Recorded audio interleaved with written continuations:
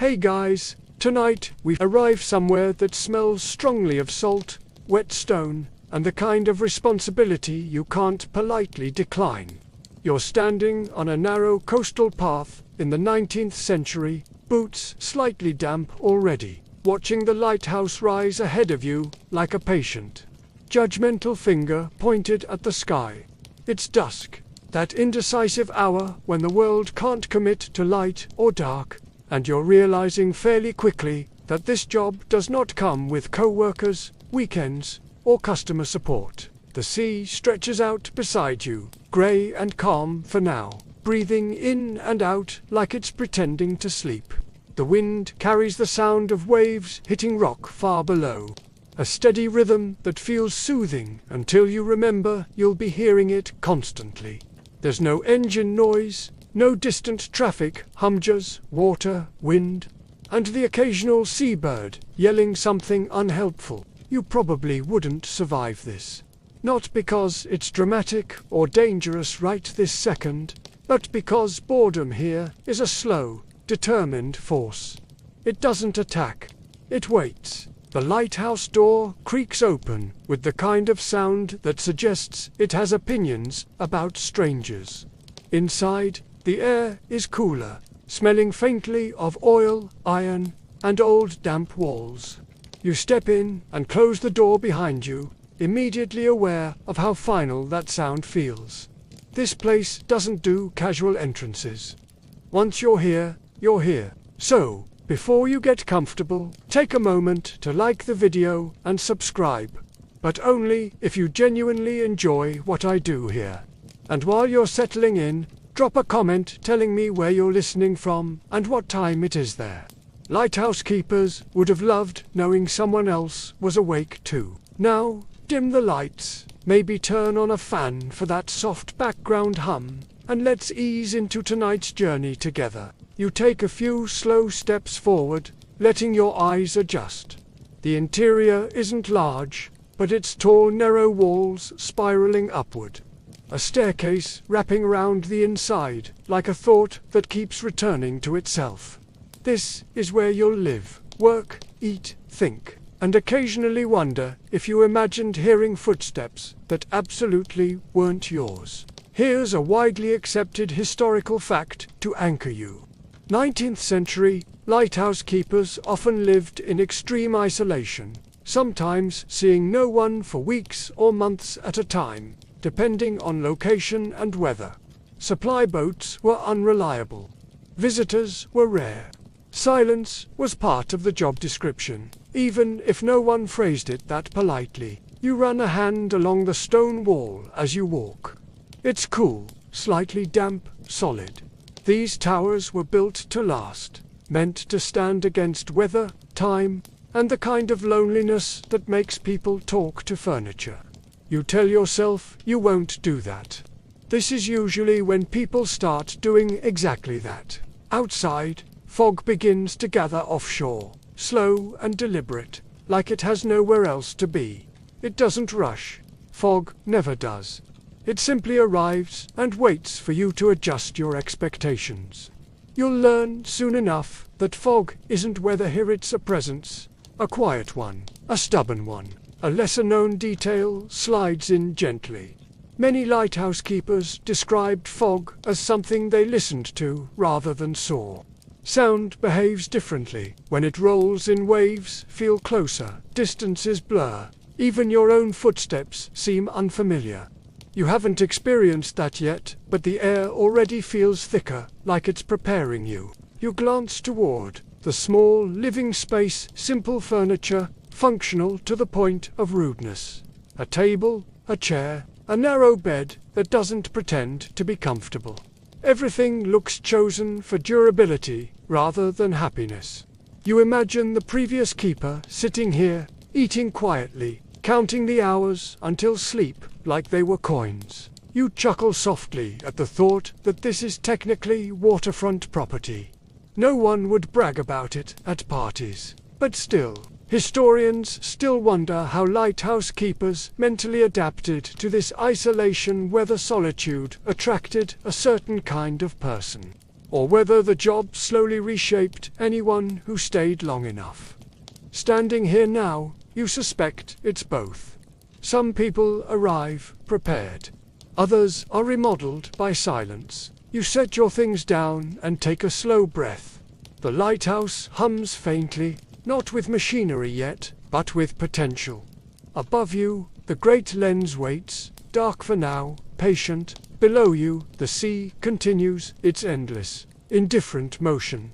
This is the beginning, not of action or excitement, but of attention, of noticing small changes, of learning to live at the speed of weather and light. And somewhere out there, the fog is already making room for you. The staircase waits for you like a polite challenge. Narrow, spiraling, and clearly designed by someone who believed character was built one step at a time. You place your hand on the railing, worn smooth by decades of palms, just like yours palms, that belonged to people who climbed these steps every day, sometimes half asleep, sometimes in weather that argued against the whole idea. You begin to climb. Each step answers you with a soft complaint, a wooden sigh that echoes gently up the shaft of the tower. The sound travels farther than you expect, circling back down like it's curious about you. You quickly learn that the lighthouse hears everything. It doesn't repeat gossip, but it definitely keeps it. Here's a widely accepted historical fact that settles in naturally with your pace. Most 19th-century lighthouses were built with spiral staircases to conserve space and strengthen the tower against wind and storms. Straight staircases were a luxury the sea did not allow. Spirals were sturdier, more practical, and mildly disorienting if you thought about them too much. You decide not to think about them too much. The air shifts as you climb. It grows warmer, carrying the faint scent of oil and metal. Somewhere above you, the lantern room waits, though you can't see it yet. The staircase curves endlessly, like it might continue forever, just to test your patience. You focus on the rhythm instead. Step, breath, step, breath, letting the repetition smooth out your thoughts. A small joke drifts through your mind. If fitness apps existed now, this staircase would be very smug about your daily step count. You shake your head slightly, smiling in the dim light. Along the walls, small windows appear at intervals, each one framing a narrow slice of the outside world. Sea, sky, rock, fog, gathering closer now. The view shifts subtly as you rise, like the landscape is rearranging itself just for you. You pause at one window, resting your hand against the stone sill, feeling the chill seep into your skin. A lesser-known detail floats in gently. Lighthouse keepers often used these windows not just for light, but for weather reading. The color of the sea, the thickness of fog, the behavior of birds, everything was data. Forecasts weren't written down, they were felt. You listen. The sound of waves seems different up here. Less immediate, more distant, as if the ocean has decided to give you a little personal space. Wind brushes against the tower, low and steady, testing its resolve. The lighthouse answers by remaining exactly where it is. Historians still wonder how often keepers grew dizzy from the constant spiral, whether the motion ever lingered in their bodies after long shifts. As you continue upward, you feel it slightly, a gentle sway in your perception. Not unpleasant, just noticeable. The world tilts a fraction, then rights itself. You resume climbing, boots finding their rhythm again. The staircase feels less like an obstacle now and more like a conversation. It doesn't rush you, it doesn't encourage you either. It simply exists, step after step, asking only that you continue. Finally, the air changes again. Brighter now, more open. You reach a landing and pause, breathing slowly, letting your pulse settle. Above you, a faint glow hints at the lantern room, the heart of the lighthouse, where light will soon replace darkness with quiet authority. You rest your hand on the wall once more, grounding yourself. The climb has already begun to teach you something important. This place doesn't reward haste. It rewards patience, attention, and a willingness to move in circles until forward progress reveals itself. You take another breath. Then you climb on. The lantern room greets you without ceremony.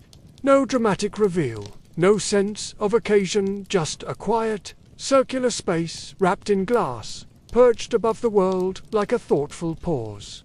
Light hasn't filled it yet, but the room already feels important, the way a stage does before anyone steps into the spotlight. At the center stands the Fresnel lens. It's larger than you expected, taller than you. A towering arrangement of curved glass panels stacked in precise rings, catching what little light exists and bending it gently, thoughtfully, like it's already rehearsing its purpose. You walk around it slowly, careful not to brush against anything. The lens doesn't look fragile, exactly, but it does look serious. Like it would prefer not to be tested. Here's a widely accepted historical fact that fits neatly into the moment. By the mid-19th century, Fresnel lenses had revolutionized lighthouse technology, allowing light to be projected much farther using less fuel. Before this, lighthouses relied on simple reflectors and open flames, which were dramatically less effective and much moodier about wind. You lean closer, peering into the glass. Your reflection multiplies, fractures, reforms. Dozens of slightly distorted versions of you staring back, all looking equally unsure about their new job. You decide not to overthink that. The room smells faintly of oil and warm metal, even though nothing is lit yet. It's the scent of purpose waiting to happen. You trace the edge of a brass fitting with your fingers, feeling how smooth it is, polished by years of repetition. Someone stood here before you, many someones, all doing the same quiet tasks, all trusting this light to do its job while the sea did its worst. A lesser-known detail drifts in softly. Lighthouse keepers were expected to keep the lens meticulously clean often, polishing it daily. Even a small smudge could scatter light and reduce visibility for ships miles away. Dust, salt, spray, fingerprints, everything mattered. You suddenly become very aware of where your hands are. A gentle joke forms in your mind. This is the most pressure you've ever felt from a piece of glass. You suppress a grin and step back again. Outside the lantern room, fog thickens. It presses against the glass, curious but patient, softening the horizon until sea and sky blend into something indistinct. The world beyond feels smaller now, quieter. Inside the tower, the lens waits, unmoving, confident that when the time comes, it will cut through that softness with calm insistence. Historians still wonder how lighthouse keepers felt about this responsibility. Whether they thought often about the lives depending on this light, or whether routine dulled the weight of it. Standing here, you feel both possibilities. The importance is undeniable. So is the comfort of repetition that will eventually take the edge off. You imagine the first lighting of the evening, the flame brought carefully to life, the slow turn of the mechanism, the beam reaching out across water and fog alike, announcing not loudly but clearly that land is here. Danger is near, and someone is paying attention. For now, though, the lens remains dark. You stand with it a moment longer, listening to the wind slide along the glass, to the tower's quiet creaks as it settles into night. This room will become familiar to you soon. Too familiar, perhaps. You give the lens a final glance, respectful, a little wary, and step back toward the stairs. There's still much to learn before night fully arrives, and the fog, just outside, is still gathering its thoughts. By the time you descend back into the living quarters, the lighthouse has shifted into its daytime personality, calm, practical, and quietly demanding. This is when you learn the rhythm. Not all at once, not from a list pinned to the wall, but through repetition so gentle it almost feels like the place is training you without asking permission. Morning begins before you're fully ready for it. There's no alarm, just the quality of light sneaking through the small windows and the sea changing tone outside. You wake, stretch carefully, and sit for a moment on the edge of the bed, listening. The lighthouse has a voice now, a subtle one. A low hum from the tower, a soft complaint from the wind. The endless punctuation of waves. Here's a widely accepted historical fact to ground you. Lighthouse keepers followed strict daily routines, often dictated by official manuals, covering everything from trimming wicks to recording weather conditions. Consistency wasn't just encouraged, it was survival. Miss a task, and the light might fail when it mattered most. You wash your face with cold water that feels personally offended by your existence, then set about the morning tasks. Oil levels are checked. Wicks are inspected with the seriousness of someone diffusing a very polite bomb. Brass surfaces are polished until they reflect your slightly groggy expression back at you. Everything has its place. Everything expects to be noticed. There's something oddly comforting about it. The predictability, the way tasks stack neatly on top of one another, filling the day without asking how you feel about them. Modern life would call this monotonous.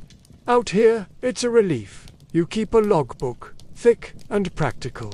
Its pages already filled with neat, repetitive handwriting from those before you. Wind direction, visibility, sea conditions. You add your own entry, pausing longer than necessary to make the letters look respectable. No one is grading this, but it feels important anyway. A lesser-known detail drifts in quietly. Some lighthouse keepers developed highly personal systems for their routines, doing tasks in a specific order, always using the same cup, walking the same path through the tower. These habits weren't written down. They were comfort. Structure layered on top of isolation. You realize you're already doing it. You always start with the same brass railing. You always pause at the same window to glance at the water. You pretend it's coincidence. It isn't. A light joke wanders through your mind. If someone rearranged the furniture, you'd probably file a formal complaint with the sea.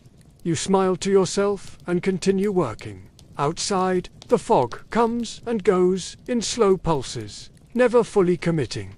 It changes how the day feels. Time stretches. Sound dulls. Even your own footsteps feel softer, like the world is wrapped in wool. You find yourself speaking less, not because there's no one to talk to, but because words feel unnecessary. Historians still wonder how keepers tracked time so accurately in such environments, whether the routines replaced clocks, or whether internal rhythms sharpened instead. As you move from task to task, you suspect it's both. You don't check the time, you feel it. Meals are simple. Bread, soup, something preserved and slightly disappointing. You eat slowly at the small table, staring out at the sea as if it might offer conversation. It doesn't, but it keeps you company anyway. You chew thoughtfully, aware that eating is less about hunger here and more about marking the day. The afternoon passes without drama. You repeat tasks. You check things that don't need checking. You sit for a while, listening. The lighthouse doesn't reward efficiency. It rewards attention. Miss nothing, rush nothing. As evening approaches again, the routine circles back on itself. Preparations begin for the night's most important task. You move with more confidence now, hands remembering what to do before your mind fully catches up. The tower seems to approve. It creaks less. Or maybe you just notice it differently. You pause near the base of the stairs, looking up. The spiral waits, patient as ever. You realize that this rhythm, the climb, the light, the maintenance, the quiet isn't something you're enduring. It's something you're learning to inhabit. And somewhere between polishing brass and checking oil, you've stopped counting the hours altogether. The fog arrives without asking, which you're starting to realize is its signature move. One moment the sea is visible in polite, distant stretches, and the next it's gone, replaced by a soft, colorless closeness that feels less like weather and more like a suggestion. The world hasn't vanished. It's just decided to stand much nearer than before. You step outside briefly, coat pulled close, and the fog meets you halfway. It beads on your sleeves, dampens your hair, quiets your footsteps. Sound behaves strangely now. Waves feel closer than they look. The wind seems to stop halfway through sentences. Even your breathing sounds louder, like it's not sure who else is listening. Here's a widely accepted historical fact that settles into the mist. Coastal fog was one of the greatest dangers to 19th century maritime travel, often more hazardous than storms, because it erased distance and direction without warning. Lighthouses existed not just to shine, but to reassure, to give shape back to a world fog liked to blur. You return inside, shutting the door gently, as if fog might take offense if you slam it. From within the lighthouse, the mist presses against the walls and windows, curious but restrained. It doesn't rattle or howl, it just waits. You realize that fog doesn't rush because it doesn't need to. Time works differently for it. A lesser-known detail drifts in quietly. Many lighthouse keepers gave fog nicknames, not official ones, more like the way people name stray cats that keep showing up. The thick one, the quiet one, the one that stays too long. It wasn't superstition so much as familiarity. You don't name the fog yet, but you do acknowledge it. That feels like the first step. You climb partway up the tower again, stopping at one of the narrow windows. Outside, the fog has erased the horizon entirely. There is no far, only near. It's oddly calming, like the world has been reduced to a manageable size. You don't have to think about what's miles away. There are no miles right now. A small joke forms in your thoughts. If the fog were a roommate, it would be the quiet one, who never cleans but somehow never leaves. You sigh softly, amused, and lean against the wall. Inside the lighthouse, everything sounds muted. Footsteps lose their echo. The tower's usual creaks soften, as if it's lowering its voice out of respect. You become more aware of small things, the scrape of fabric, the soft click of metal. Your own heartbeat when you stand still long enough to notice it. Historians still wonder how fog affected lighthouse keepers. Psychologically, whether prolonged periods of low visibility increased anxiety, or whether the predictability of fog's behavior eventually made it comforting. Standing here, wrapped in its hush, you suspect the answer depends on the night. Tonight, the fog feels less like a threat and more like a curtain drawn for privacy. You prepare the light earlier than usual. Fog demands punctuality. The lens is cleaned again, even though you cleaned it yesterday. Especially because you cleaned it yesterday. The flame is lit carefully, coaxed into steady life. When the mechanism begins its slow, deliberate turn, the beam slices through the mist not aggressively, but persistently. A soft, white reassurance, repeated over and over. Outside, the fog receives the light without argument. It doesn't retreat, but it allows the beam to exist. This feels important somehow, like a negotiation you didn't know you were part of. You sit for a while near the lantern room, listening. The light turns.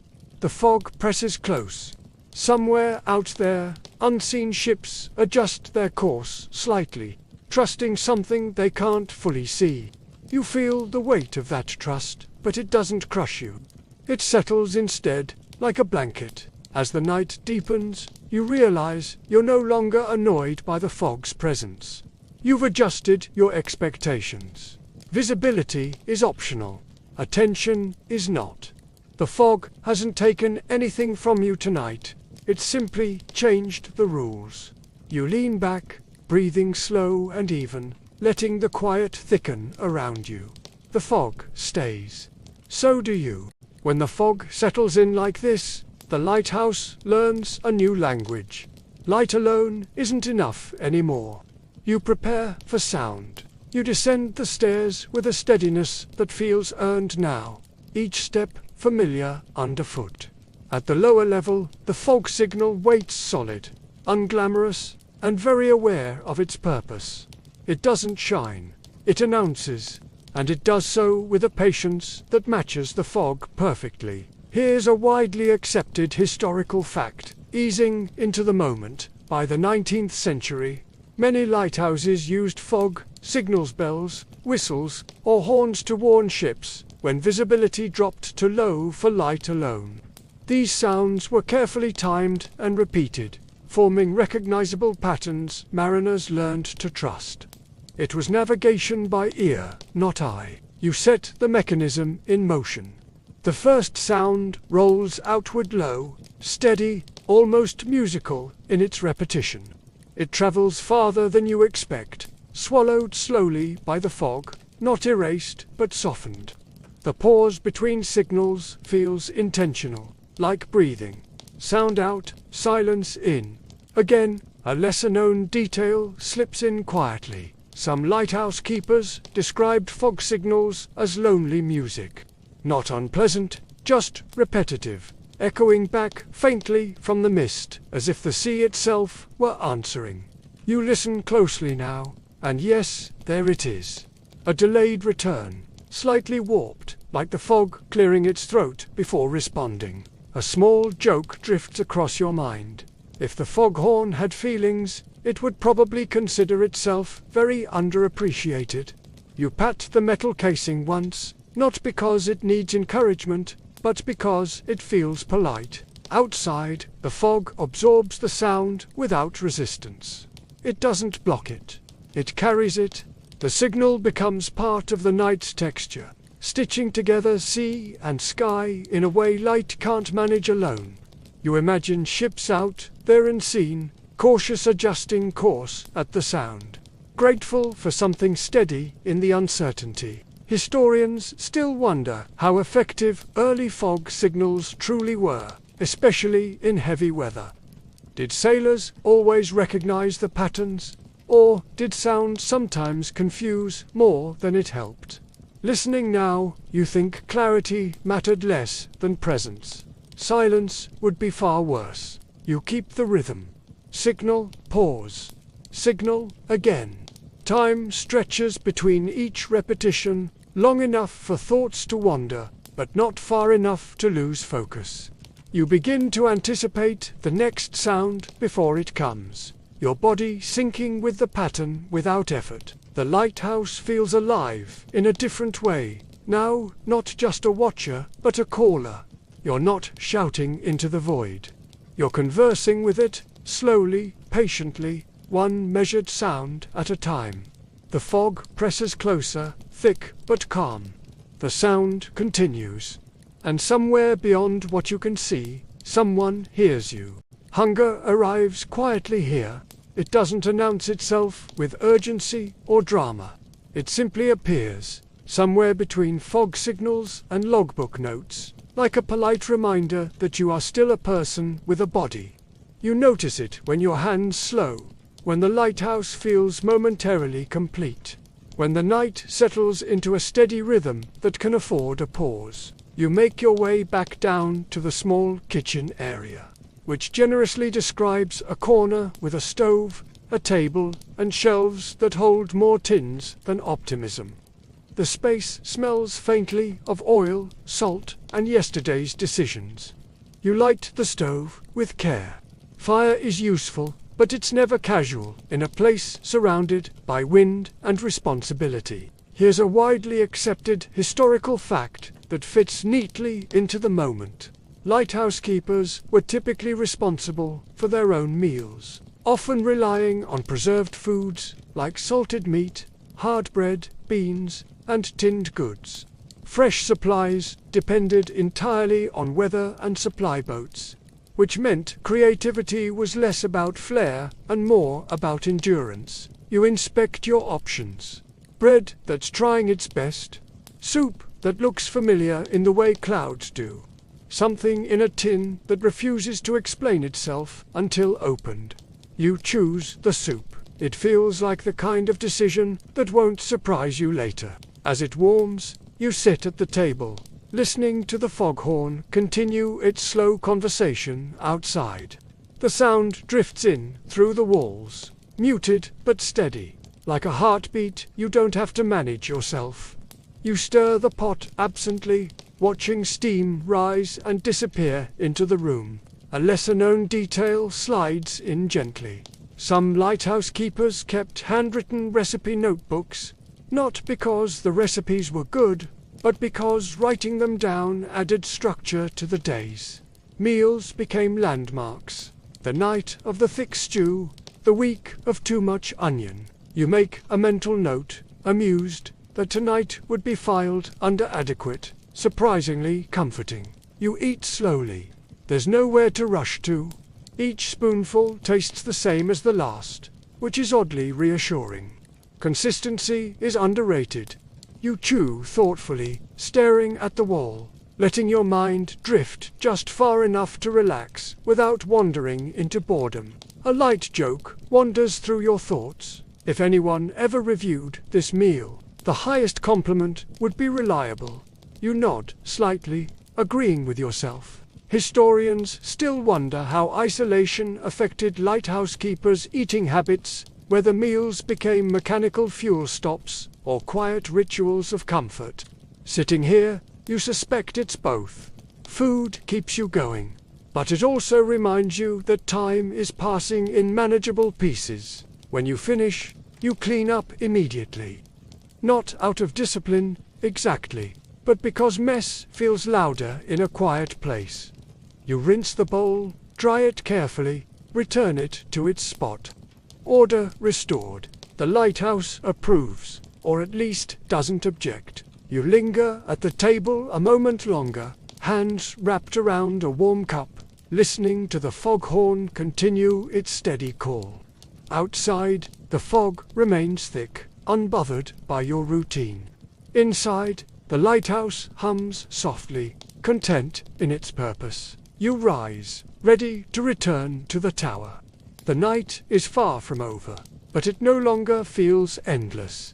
It's been divided into signals, tasks, and meals, small human markers that make the hours feel friendly instead of vast. You take one last breath of warm air before stepping back into your duties, carrying with you the quiet satisfaction of having eaten something warm in a world wrapped in mist. You step back outside for a moment, not because anything demands it, but because weather watching has become its own quiet ritual. Out here, the sky doesn't perform for attention. It simply exists, layered and deliberate, and if you don't look closely, you miss things that matter later. You lean against the railing, coat pulled in, eyes adjusting to the fog's many shades of almost grey. The wind has shifted slightly.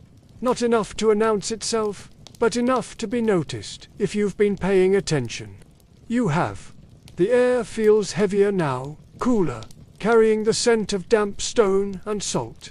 Somewhere far below, the sea rearranges itself against the rocks with a sound that's both constant and never quite the same. Here's a widely accepted historical fact that settles naturally into this watchfulness. Lighthouse keepers were unofficial meteorologists, recording wind direction, cloud formations, barometric pressure, and sea behavior long before modern forecasting tools existed. Their observations helped ships anticipate conditions hours before storms arrived. You squint toward the horizon, or where the horizon would be if the fog allowed it. You can't see far, but you don't need to. The fog tells its own story through texture. Thin here, thicker there. Moving slowly inland, then hesitating, as if reconsidering. You notice the way sound travels differently now, waves sounding closer than they are. The foghorn echoing back with a slight delay that feels almost conversational. A lesser-known detail drifts in gently. Many keepers described weather watching as less about prediction and more about philosophy. You didn't control the sea. You observed it, respected it, and adjusted yourself accordingly. The lighthouse didn't fight the weather. It negotiated. A small joke floats through your mind. Modern weather apps would be very offended by how much you trust your knees, your ears, and the smell of the air. You smile faintly, shifting your weight, feeling how the wind presses just a bit more firmly than before. You return inside to the logbook, adding a careful entry. Fog dense, wind easing northeast. Visibility poor. You pause, then add a small note about the sound of the sea changing pitch. No one instructed you to write that. It just feels right. Someone before you likely did the same, adding details that only made sense to them at the time. Historians still wonder how much of lighthouse keeping knowledge was formally taught versus quietly learned through experience. Manuals existed, yes, but standing here now, you know that books can't teach the way weather feels in your bones. Some lessons only arrive after enough quiet nights. You glance at the clock not because you're worried about time, but because it's there. The hands move slowly, politely. The night stretches ahead, not threatening, just expansive. You feel grounded by the routine, by the steady tasks that give shape to hours that might otherwise blur together. Outside, the fog holds its position. The wind continues its soft testing. The lighthouse stands, unmoved, listening. And you, standing between weather and light, begin to understand that watching isn't passive here. It's participation. You are part of the system now, another sensor, another steady presence. You close the logbook gently and take a breath, deep and unhurried.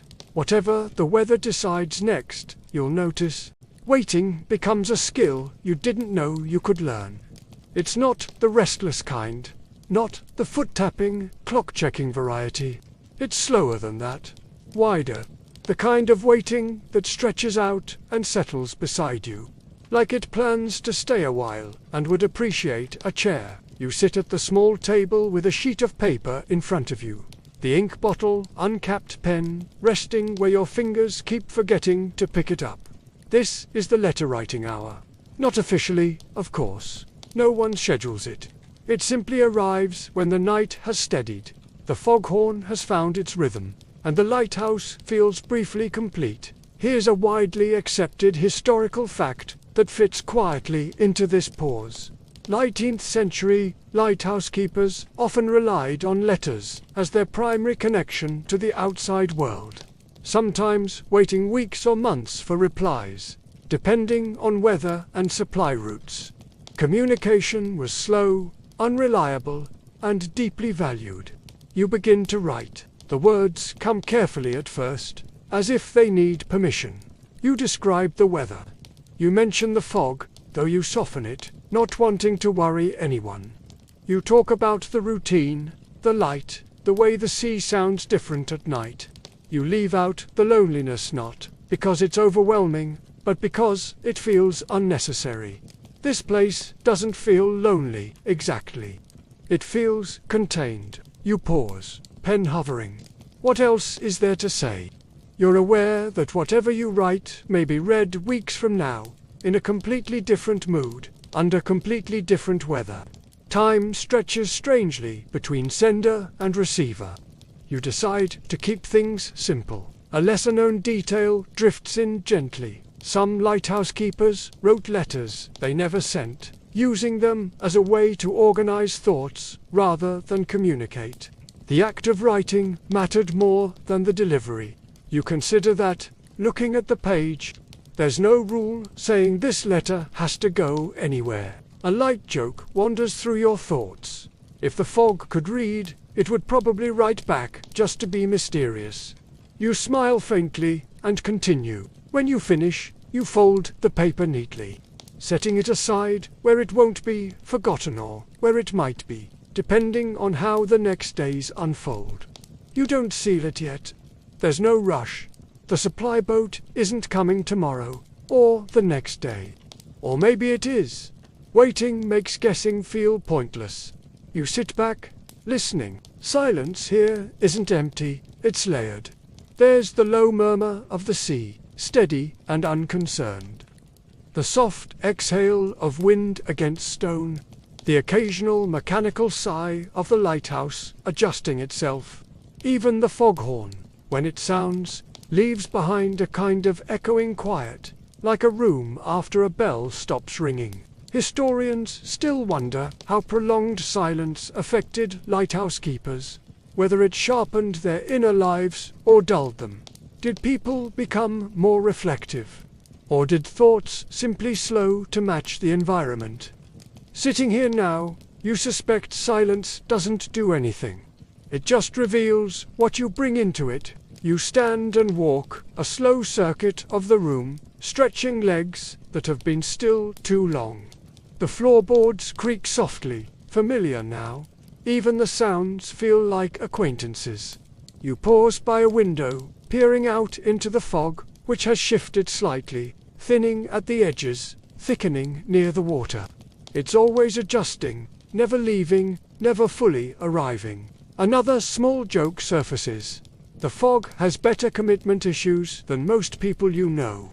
You exhale, amused, and rest your forehead briefly against the cool glass. Waiting extends beyond letters. You wait for weather to change. You wait for the next task. You wait for the night to lean toward morning. None of this feels wasted. The waiting itself has texture, like a fabric you're learning to wear comfortably. You return to the table and open the logbook again. Not because anything urgent needs recording, but because it anchors you. You read old entries, short, factual, occasionally interrupted by weather or smudged ink. Someone else waited here once. Many someone else's. Their waiting stacked on top of yours. Invisible but present. A lesser-known detail slips in quietly. Some keepers marked time not by dates, but by events: the night of the heavy fog, the week the horn jammed, the day the sea went unnervingly calm. Calendars mattered less than memory. You understand that now. Tonight will become the night you wrote the letter. That's enough. You close the book and sit again, hands resting loosely in your lap. The lighthouse doesn't demand your attention every second. It trusts you to notice when something changes. Until then, waiting is the work. Your breathing slows without instruction. Inhale, exhale. The foghorn sounds again, right on time, like it always does. The fog answers faintly, politely. You glance once more at the folded letter. It doesn't feel urgent. It feels complete. Whether it travels or not, it has already done its job. It has filled an hour gently, without asking anything in return. You settle back, letting the silence stretch around you. Not empty, not heavy, just patient. The storm announces itself slowly, which feels almost polite given what it plans to do later. At first, it's just a shift in texture. The wind grows firmer, less curious, more decided. The sea deepens its voice, losing the gentle rhythm you've grown used to and replacing it with something heavier, more deliberate. You notice these things without urgency. Preparation, after all, is the whole point. You move through the lighthouse with practiced calm, checking what needs checking, tightening what can be tightened. Shutters are secured. Lantern fittings are tested again, not because they failed before, but because storms have a way of finding the one thing you assumed would be fine. The tower responds with familiar creaks, stretching into the weather like a person bracing against cold. Here's a widely accepted historical fact that settles into the rising wind. Lighthouse keepers were trained to prepare well in advance of storms, because once severe weather arrived, leaving the tower or fixing mistakes could be impossible. Survival depended less on bravery and more on routine done correctly, ahead of time. Outside, rain begins, fine at first, then steadier. It strikes the glass with a soft insistence, each drop distinct, until they blur together. The fog thins briefly, pushed aside by wind, only to gather again in different shapes, rearranged rather than removed. The world feels louder now, but not chaotic. Just active. A lesser-known detail drifts in quietly.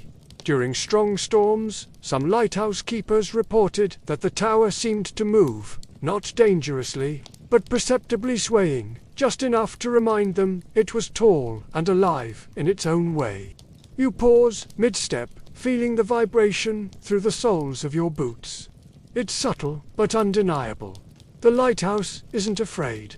It's adapting. A light joke surfaces in your thoughts. If buildings could talk, this one would say, "I've handled worse," and mean it. You smile faintly and continue your rounds. You climb toward the lantern room, hands steady on the railing. The wind howls more clearly up here, sliding along the glass with a sound like breath drawn through teeth. The light continues its slow rotation, unwavering, cutting through rain and fog alike. Whatever the storm is doing, the beam does not react. It simply repeats its path over and over. Historians still wonder how keepers managed fear during storms, whether they felt it sharply or whether familiarity dulled it over time. Standing here now, you feel neither panic nor thrill, just focus. The storm demands attention, not emotion.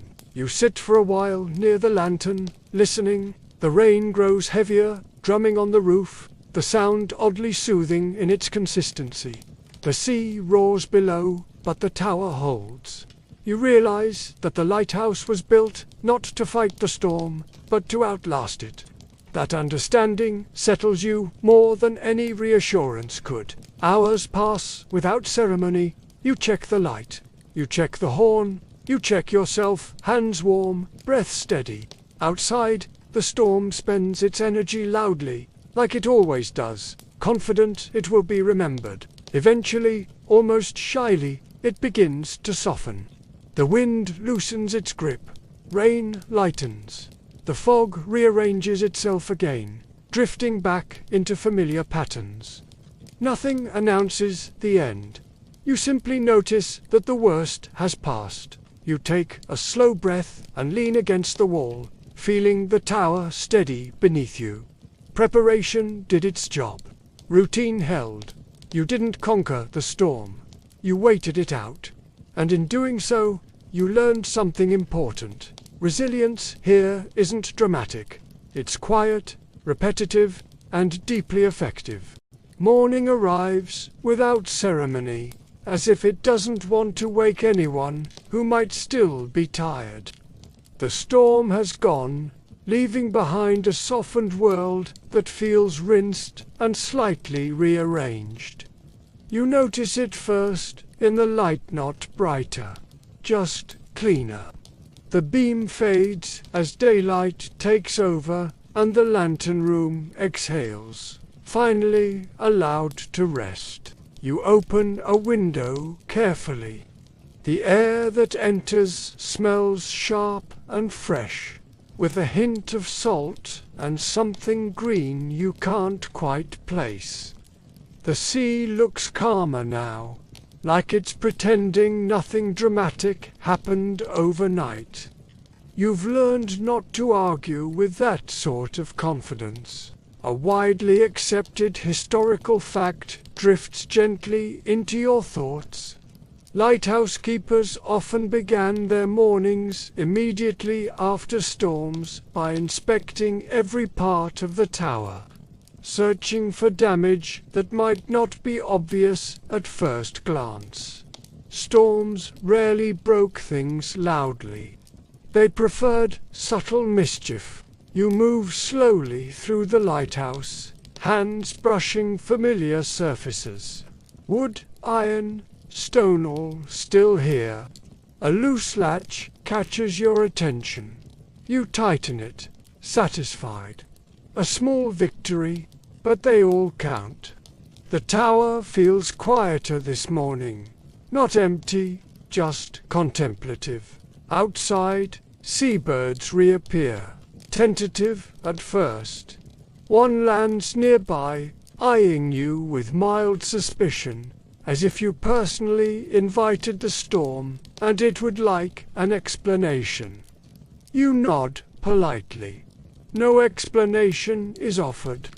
It accepts this and stays anyway. Here's a lesser-known detail that settles in softly. Some lighthouse keepers kept informal journals, not just of weather and ships, but of birds, tides, and odd soundstiny observations meant for no one but themselves. Over time, these notes became a kind of companionship. You understand the impulse completely. You make Tior something close enough to deserve the name and sit where you can see the horizon. The fog has retreated to a respectful distance, hanging low and thin, like it's waiting to see what the day will do. The light breeze carries the sound of water against rock, steady and familiar. A light joke floats through your mind. If mornings had personalities, this one would apologize for the previous night without quite admitting fault. You sip your tea and accept the apology. Historians still wonder how isolation shaped lighthouse keepers over long stretches of time. Did solitude sharpen the mind, or slowly soften it? Sitting here now, you feel neither diminished nor enhanced, just present. The world feels smaller, but clearer. You glance out to sea again, half expecting a ship, half enjoying the emptiness. The lighthouse has done its job. It will do it again tonight. For now, it rests in daylight, blending into the landscape instead of standing apart from it. You breathe in, slow and deep, matching the rhythm of the waves. Another day begins quietly, and you are exactly where you need to be. By afternoon, time loosens its grip in a way you've come to recognize. Not boredom, something gentler. The hours stretch like a cat in sunlight, unhurried and unconcerned with schedules invented elsewhere. The lighthouse hums softly around you, a structure filled with pauses. You find yourself tending to small, almost unnecessary tasks, polishing a metal surface that already shines, straightening a stack of papers that no one will read but you. These motions feel grounding, like quiet conversations with your hands. There's comfort in effort that doesn't rush toward a result. A widely accepted historical fact settles into the rhythm. Lighthouse keeping in the 19th century involved long periods of maintenance and waiting, with much of the day devoted to cleaning lenses, trimming wicks, and ensuring mechanisms stayed precise. The work wasn't dramatic. It was exacting and deeply repetitive. You climb the stairs again, slowly, letting each step land fully before the next. Sunlight filters through narrow windows, catching dust motes that drift lazily, unbothered by purpose. You pause to watch them for longer than necessary. No one minds. At the lantern, you inspect the lens. Its glass facets bending light into small rainbows that slide across the walls as you move. You clean carefully, knowing that even a fingerprint could dull the beam's reach. The lens feels cool under your cloth, smooth and patient. Here's a lesser-known detail that fits the moment. Many keepers named parts of their lighthouse the lamp. The stairs, even the fog, signals a way to make the isolation friendlier. You consider this quietly. The stairs feel like an old uncle. The lens, perhaps, a reserved but dependable friend. The foghorn remains difficult, but you respect it. A soft joke crosses your mind. If this place charged rent, you'd pay it gladly, just for the view and the silence. You smile and return to your work. Outside, the sea shifts color with the afternoon light, moving from pale blue to something deeper and more reflective. The fog drifts in and out at the horizon, never fully committing. It's like it wants attention without responsibility.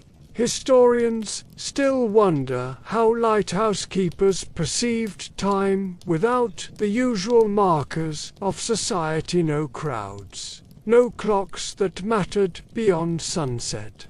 Did days blur together, or did they become more distinct? As you stand here now, you realize the hours don't disappear. They simply stop performing. You sit near a window, letting warmth soak into you. The sound of waves below becomes almost hypnotic, each one similar but never identical. You count them for a while, then forget the numbers entirely. That feels like progress. Your thoughts wander to places you've been, places you haven't, meals you miss slightly but not urgently. Hunger here is polite.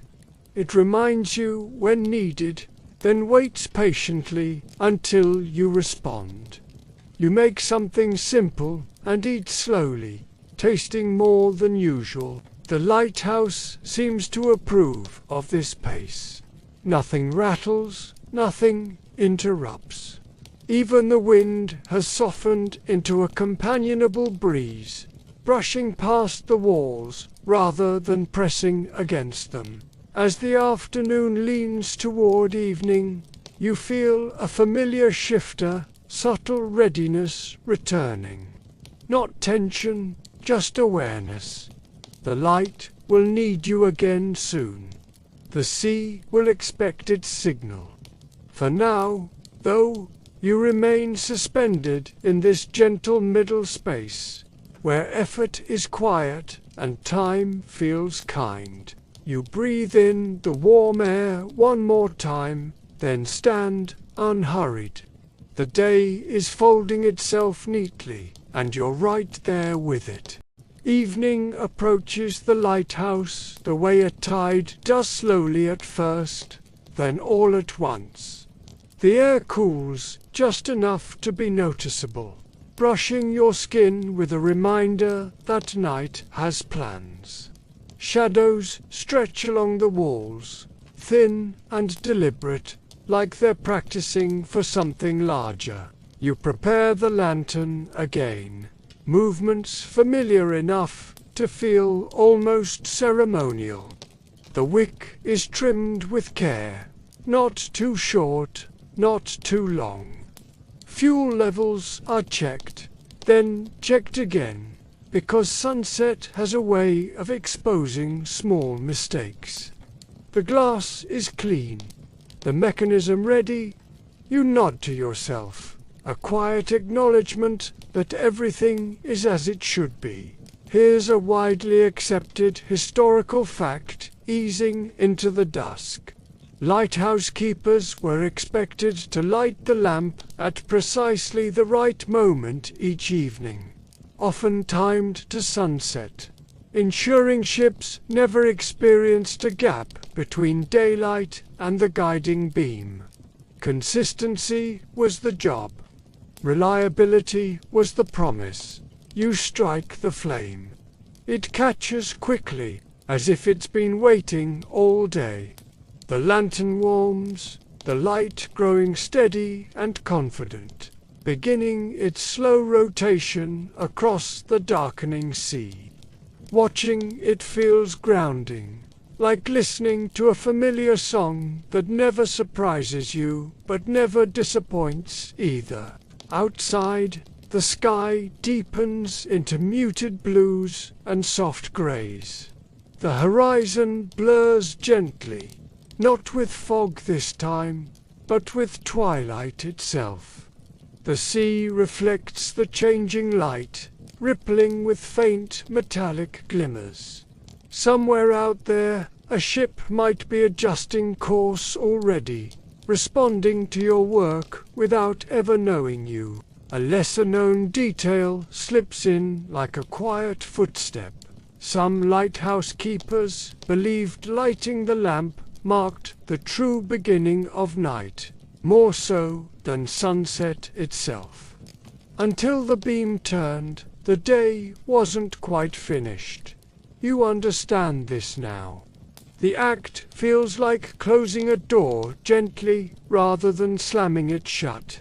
A small joke finds you as you lean against the railing. If the sun clocks out, the lighthouse clocks in. You imagine them exchanging notes somewhere beyond the horizon.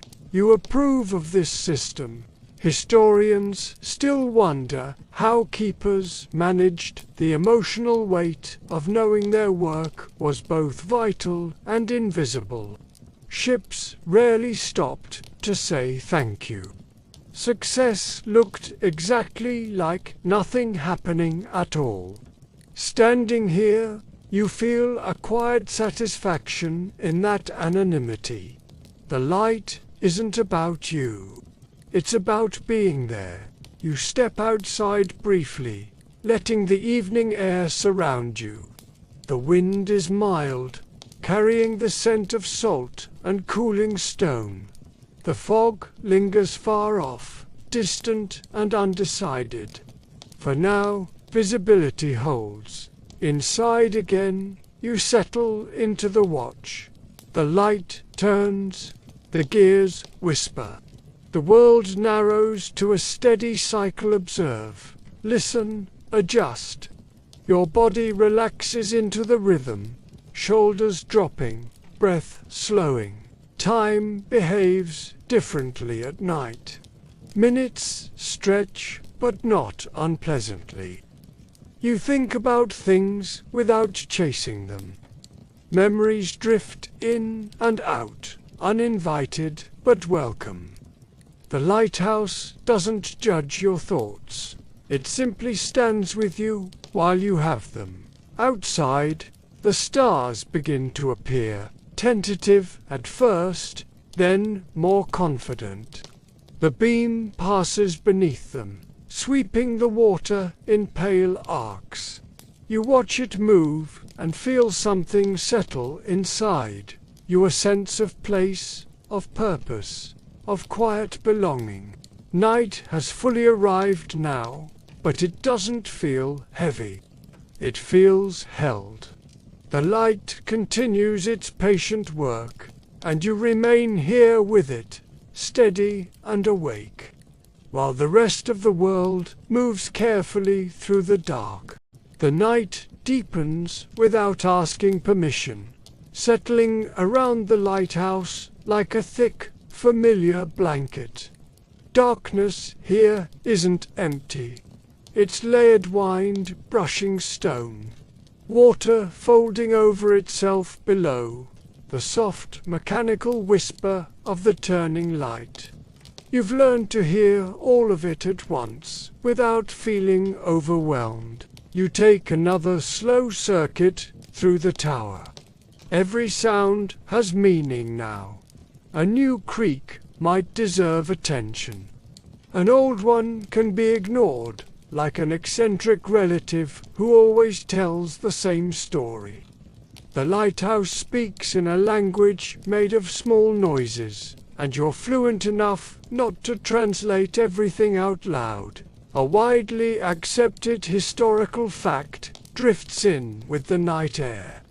Lighthouse keepers often worked in shifts, that required them to remain awake for long stretches, especially during busy shipping seasons, listening for changes in weather or sea conditions even when visibility seemed clear. Night was not a pause. It was prime time. You step back into the lantern room and watch the beam cut through darkness again and again. It feels almost meditative, like watching a pendulum swing. Your breathing begins to sync with inhale as it passes, exhale as it disappears. You didn't plan this. It just happens. Here's a lesser-known detail that fits the quiet perfectly. Some keepers claimed they could identify individual ships by sound alone, the pitch of an engine, the rhythm of oars, the way waves broke against a particular hull. You listen now, half curious, half amused at yourself. The sea offers only its usual murmurs tonight. No signatures, just presence. A soft joke slips through your thoughts. If insomnia ever needed a job, this would be it. Long hours, excellent ambience, absolutely no distractions. You shift your weight and smile faintly, careful not to disturb the calm you've settled into. Historians still wonder how much sleep lighthouse keepers truly got on nights like this.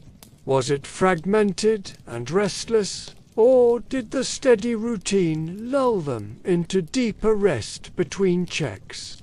Standing here now, you realize the distinction barely matters.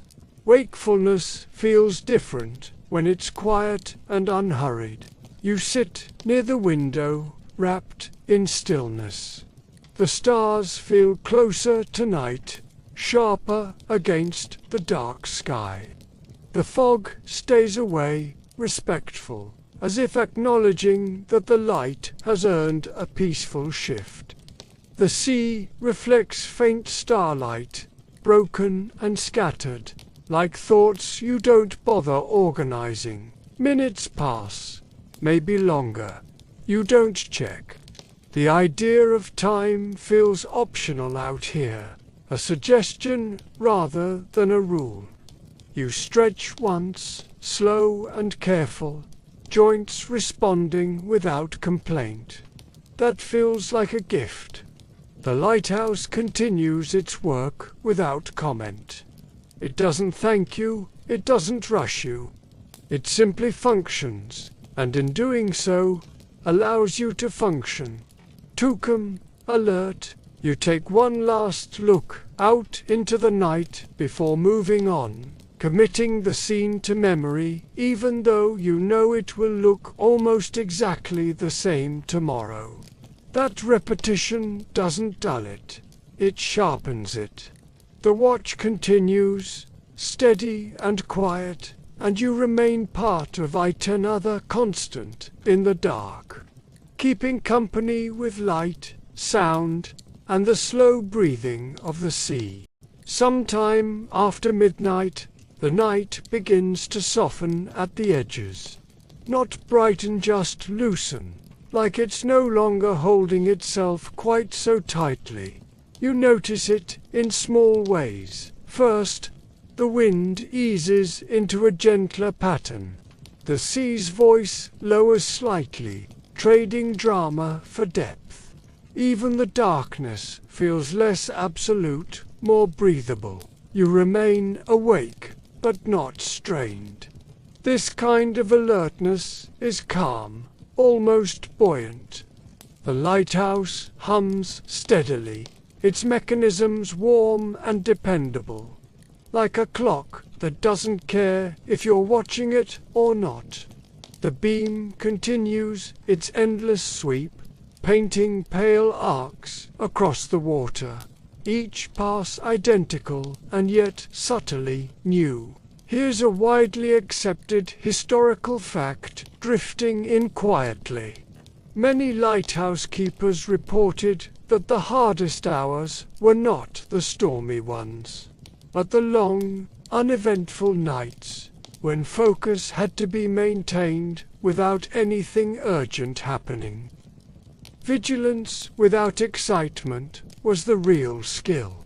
You understand that now there's nothing to react to, only something to sustain. You make another round, more out of habit than necessity. Everything is in order. It always is at this hour. The satisfaction comes not from fixing problems, but from confirming their absence. You allow yourself a small nod, as if the lighthouse were waiting for your approval. A lesser-known detail slips gently into your thoughts. Some keepers described a strange affection for the hours just before dawn, when the world felt suspended between states, neither fully asleep nor fully awake. They believed these moments belonged to no one else. Standing here now, you feel the truth of that. The night seems to belong to you, not possessively, just generously. A quiet joke passes through your mind. If mornings are overachievers, this hour is a minimalist. It does very little and does it extremely well. You lean against the wall and let that be enough. Historians still wonder how long-term isolation altered a keeper's sense of self. Did identity blur when days repeated so closely, or did it sharpen, stripped of distractions? As you listen to the steady rhythm around you, you suspect the answer depends on the person and the night. Tonight, you feel intact. Gently anchored. You return to the lantern room and sit, eyes following the beam one last time. Outside, the stars begin to fade almost imperceptibly, retreating rather than disappearing. The horizon lightens by a fraction, a suggestion more than a promise. Dawn is thinking about it. Your body relaxes further, muscles unwinding now that the hardest part, staying steady, has already been done. Breathing slows. Thoughts drift without clinging. The lighthouse does not need you to think. It only needs you to be here. And you are. As the first hint of morning approaches, you feel no rush to greet it. The light will be turned down soon enough. The day will take over. For now, this quiet ending belongs to the night, and you let it close gently around you. Now, without needing to do anything at all, you allow the scene to fade softly around you. The lighthouse remains standing, steady and patient, but you no longer need to watch it. Its work continues, whether you're aware of it or not, just like the tide, just like the slow turning of the earth. You imagine yourself resting now, somewhere safe and warm within thick stone walls. The distant sound of waves blends into a low, even rhythm, like breathing that isn't yours but feels familiar anyway. Each inhale arrives easily. Each exhale leaves without effort. There's nothing left to prepare, nothing left to check, no signals to listen for, no changes to anticipate. The night eases away at its own pace, and you don't follow it. You stay right here, suspended in calm, where thoughts soften and edges blur. Your body knows what to do next, even if your mind has already drifted elsewhere. If any last images remain, the lantern glow, the quiet sea, The fog, waiting patiently, they fade like light through closed eyes. You don't need to hold on to them, they'll be there if you ever want to return. For now, you rest. The world is steady. You are steady.